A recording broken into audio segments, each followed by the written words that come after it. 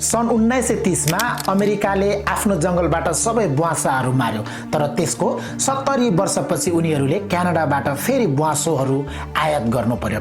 ठीक यस्तै नेपालका पहाडी गाउँहरूमा अहिले एउटा गम्भीर बहस चलिरहेको छ।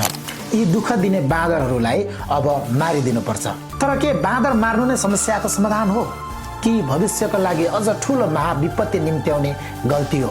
आज हामी बुझ्नेछौँ प्रकृतिको यो अदृश्य नियम जसलाई इकोसिस्टम भन्छौँ र जान्नेछौँ कि एउटा बाँदरले कसरी इकोसिस्टम बचाउन भूमिका खेलिरहेको हुन्छ।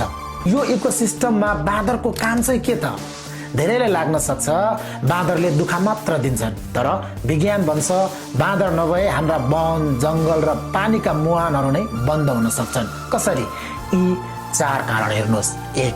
सीड डिस्पर्सल, बिउ फैलाउने प्रक्रिया।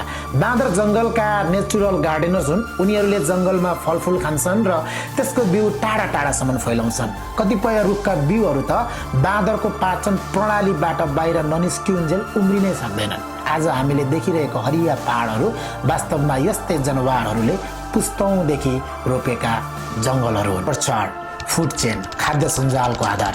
बाँदर फूड चेनको एउटा अत्यन्तै महत्त्वपूर्ण कडी हो। यो जङ्गलका ठूला जनावरहरू जस्तै बाघ, चितुवा र अजिङ्गरको मुख्य आहारा हो। यदि जङ्गलमा बाँदर मासिए भने भोकाएका बाघ, चितुवा र अजिङ्गरहरू आहाराको खोजीमा सोझै मानिसको बस्ती र गाउँघरमा छिर्न सक्छन्। यसले भविष्यमा झन् खतरनाक समस्या उत्पन्न हुन सक्छ।